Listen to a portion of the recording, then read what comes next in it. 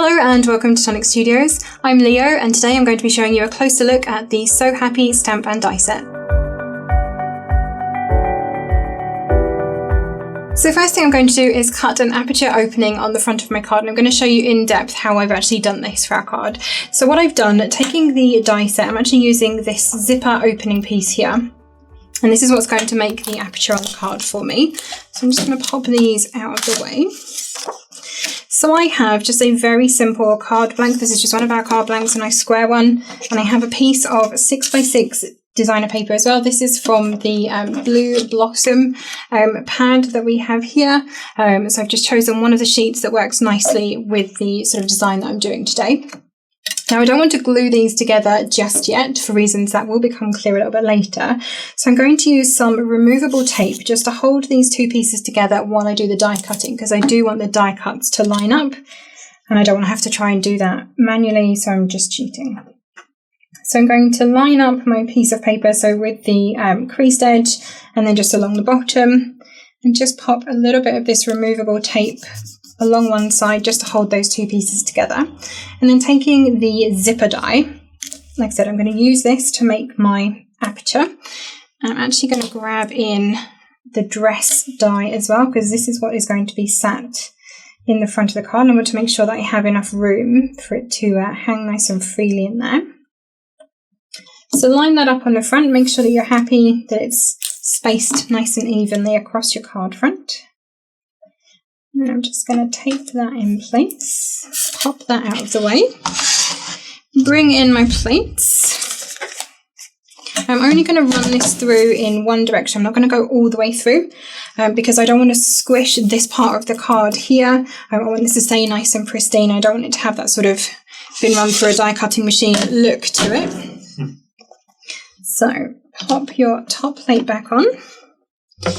Now this might take a moment. I had my booster yesterday. My arm is a little bit sore, so just bear with me here. And so run this through. And you should be able to hear and feel once you've gone past that die, and that should be fine. Pop it back the other way. See, that's experience there, knowing the feel of a die cut. You can kind of feel it. It's like there's extra pressure when the machine is over the die to when it isn't. So yeah, I can see that that has cut nicely all the way to the edge. Yeah, you're right. It is experience. Okay, pop your die out of the front. And I have used removable tape for this, so it will come off nice and easily for you. Just peel it gently. You want to not leave any sticky behind if you can possibly avoid it. Stick your dress die back in the middle. And I'm going to line my zipper die up again across the front. Now this time you want to try and make sure that the points line up, because we are going to, like I said, this is going to be an aperture, so we are going to have to do a little bit of extra cutting to get this to be completely open on the front. Okay, tape that down. Then I'm going to run that through in exactly the same way again.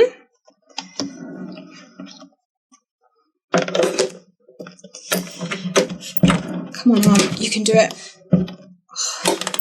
No, a bit more. There we go.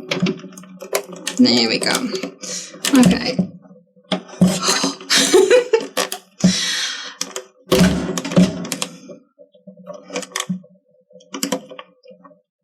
I'm doing it left-handed as well, which doesn't help. Maybe I should have set this up the other way. Okay, there we go. The concentration then. Just trying to feel for, like, when we do that, you know, live craft along for you, Alex, we'll get you to do some die cutting. And you can feel it for yourself then. So in case you didn't hear that in the reveal, Laura and I think that Alex should do some crafting with us. So if you would like to see Alex move out from behind the camera and come and do some crafting on camera with us, do let us know, because we would all love to make that happen. Okay, I'm going to pop this die out of here. So I now have the two halves of my zip. Just going to peel off that bit of tape. I don't want that on the front of my card. And now I want to cut these two pieces here just down the side. So I'm actually just going to use my trimmer to do this. Make myself some space. And this is a great way of making apertures on your cards using a trimmer. So on your trimmer, you'll notice that you have these sort of little pointy bits either side and then also top and bottom. And that shows you exactly where the blade is on your cutting edge. So what I'm going to do, first of all, is just line this up so it is in line with the channel. And it is kind of a by eye thing. So if you don't get it right first time, give it another go. It's not a problem. And I'm going to try and line this up with a number on the ruler as well, just to make my life a little bit easier. So that first point is roughly at the 19. So I'm going to move the slider so that my point is at 19 centimetres in this case. Pop it in and then just run it up just about that much. And that should be enough.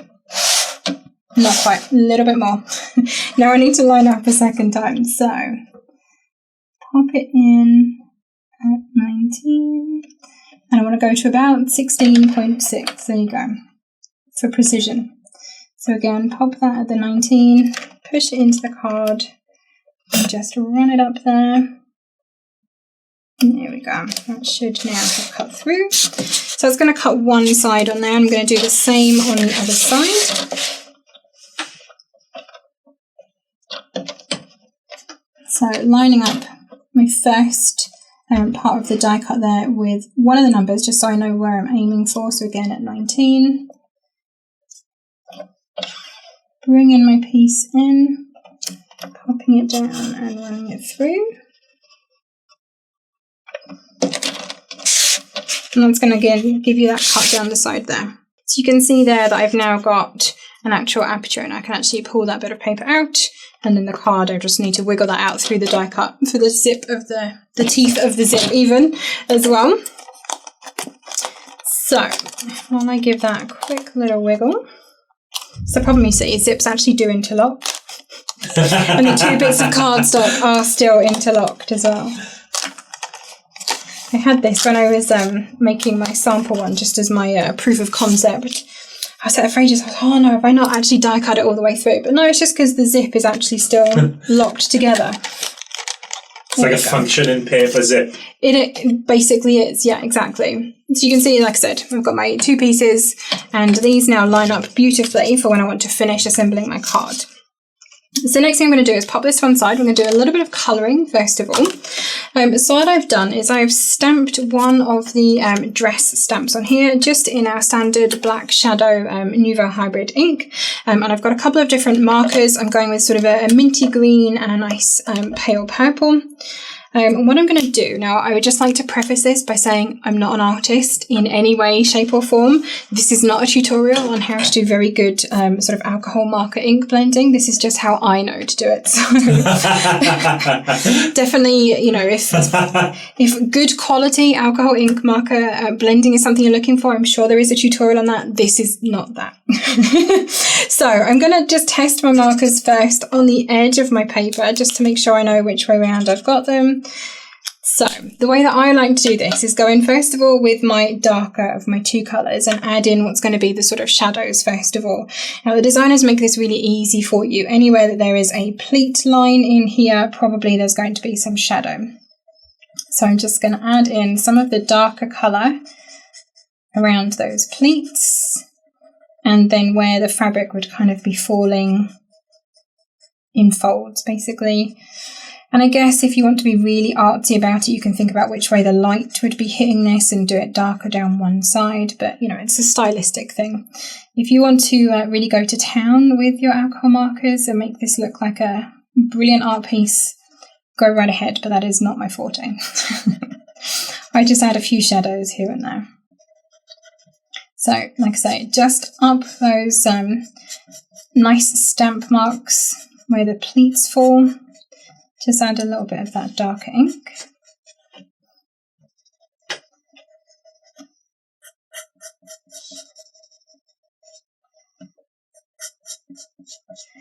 And I do this, so it depends on what I'm colouring, but I tend to do 2 tones that work together. So one slightly darker and one slightly paler, and blend them together. But with alcohol markers, you can do it all with just the one pen.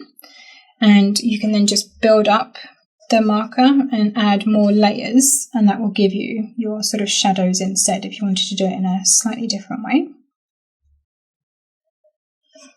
Okay, so those are my shadows. And I'm going to grab my lighter colour and just blend that all in. I do apologise if you can hear this marker squeaking. I've used it quite a bit today. And it's a little bit unhappy with that apparently. So all I do is I go back over the whole thing with this paler marker, and then anywhere that I've added in some of that darker colour, I sort of go over it in circles, and that will help to blend the two colours together. So the alcohol in the second pen that you're using sort of re-wets the ink that you added down the first time, as I understand it, and allows you to blend it and move the colour a little bit more.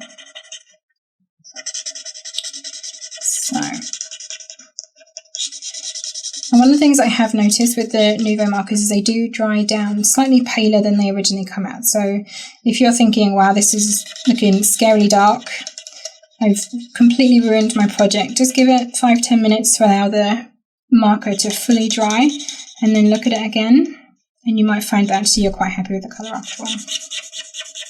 There we go, there's the squeak. Very well used marker today.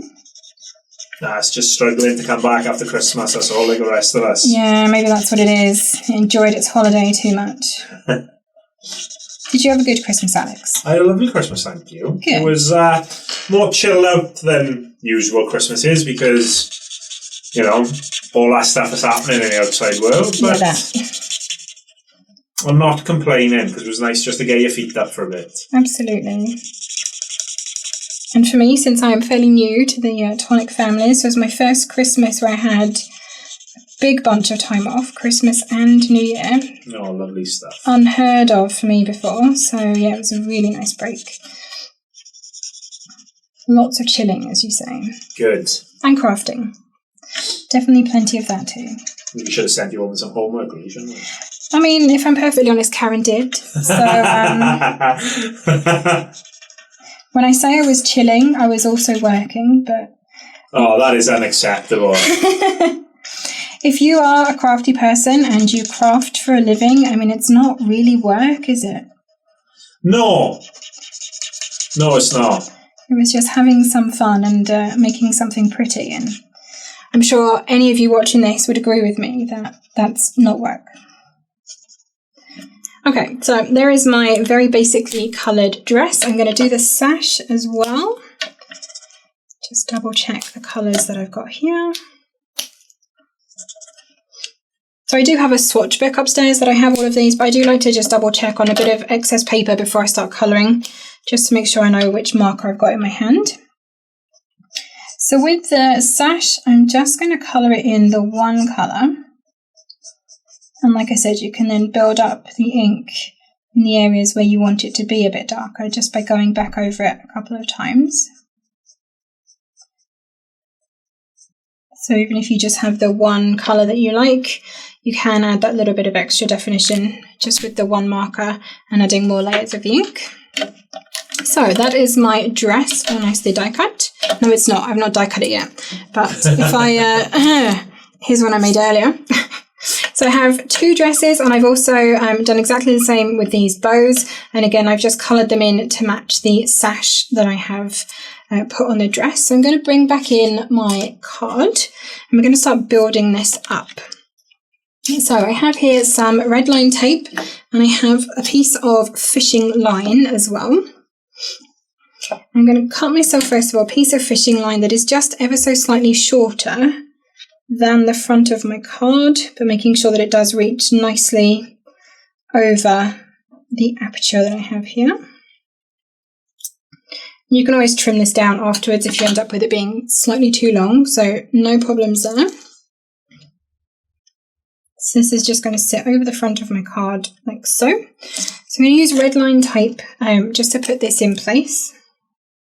just because it gives us that nice instant bond and it's nice and strong as well. And now I won't trim this down. I think I've got enough room here. Yes, I have. So pop a piece top and bottom of your aperture. And this is why I didn't want to stick down that patterned paper before I did the die cutting, which is what I would normally do. If I was cutting through card and patterned paper, I'd glue the two together before die cutting to make sure they don't end up moving. They die cut together. But because I want to sandwich my fishing line in between this, I had to get inventive today. So peel off the red line tape. This will be the start of this building up in the studio again now. I'm sure you had it cleaned over Christmas and you'll start finding red bits again every day. No, you're kidding. You having it cleaned over Christmas. It looks neater. I'm certainly not seeing as much glitter after we made all that mess, Karen and I. No, that was me cleaning up prior to Christmas. Okay, string your fishing line just across there and just press it down into the tape to hold it. And I do have a little bit extra, so I'm just going to snip that. Okay, then I'm going to take one of my dresses and put it underneath, like so. I'm going to add a little bit of tape over this too.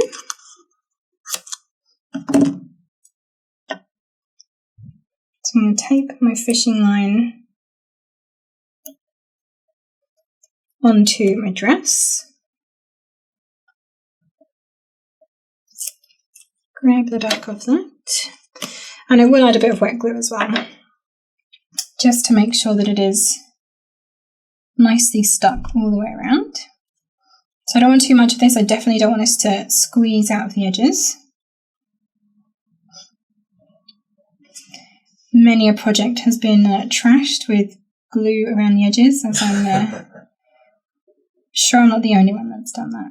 Especially on mirror cardstock, that is the worst. You end up with fingerprints everywhere.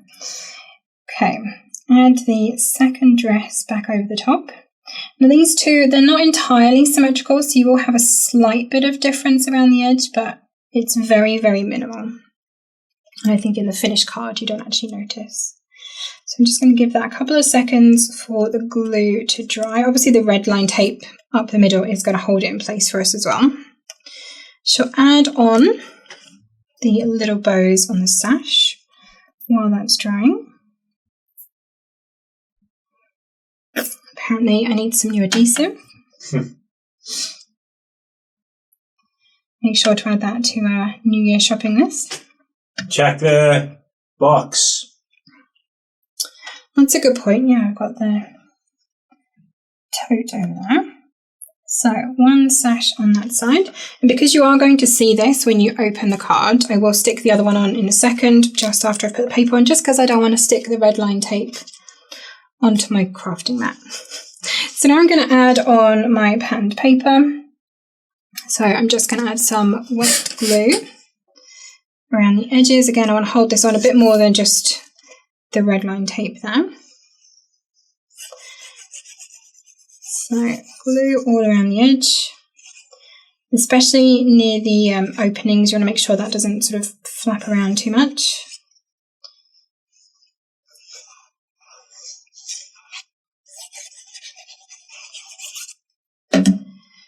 And then, because I die cut this with it lined up in that bottom corner, it should be nice and easy to line it up again. Piece that back over the top. And that's just going to add that little bit more stability for my fishing line in the middle, just to make sure that doesn't go anywhere. Okay, flip that open and I shall add my bow on the inside. And you can see the paper is ever so slightly bigger than my card front, so once the glue has had a little bit longer to dry, I will trim that off just with a pair of scissors. I'm going to match the bow on the back to the one on the front, just to hide that edge.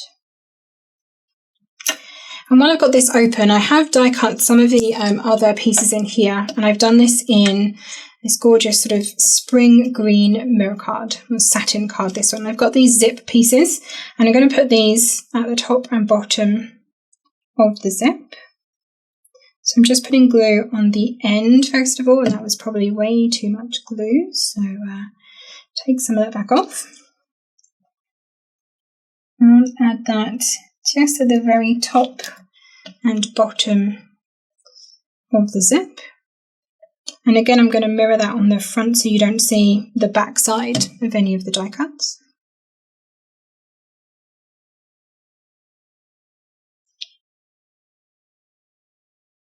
This is how we keep our hands looking so young and beautiful, you know. It's our crafting skincare regime. Glue on the back of the hand. Okay, one last detail to go inside. So I've die cut myself the tailor's dummy or mannequin. Again, just out of that mirrored cardstock. I'm going to put this inside so you see it when the card is stood open. Just make sure I've not got too much on there. So, pop this most of the way closed and try and line this up. This bit is a little bit tricky, I will admit.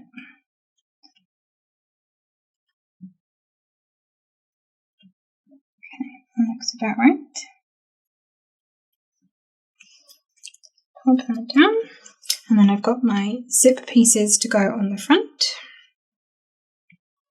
And then I just added in some of the other die cut pieces, so I have the scissors and the thimble, safety pins and so on. I've just die cut those all out of the satin cardstock just to add a bit of something to the front of my card, and a sentiment of course. Can't be forgetting that. Okay, last couple of pieces going on here.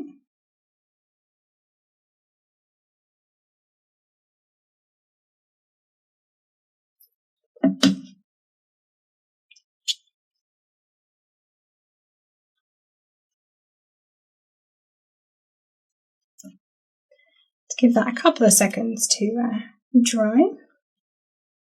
And again, those zips, they are actually sandwiching the fishing line, so it gives you that little bit more strength for that too, to make sure it doesn't disappear or ping off the front of your card. Okay, now to add some decorations. Obviously, I've done this in fairly sort of springy colours. I know we're still in the depths of winter, but I'm already looking forward to when it is not quite so freezing cold. I don't know about you, Alex, but I was absolutely shivering on my way into work today. It was snowing when I left the house. Really? Yeah. Don't swear at me. I am not a fan of snow. I don't mind it if I'm at home and I can just enjoy going out and playing in it, but if I have to drive in it or do anything... Absolutely. Not a fan.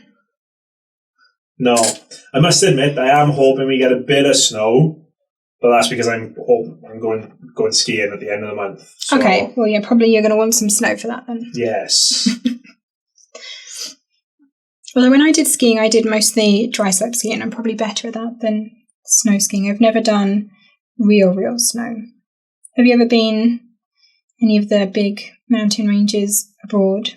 So we go to the same place every year. So there's a set of 3 resorts together in France called Port de Soleil, so it's where Leger, Morzine and Avoriaz are. Okay.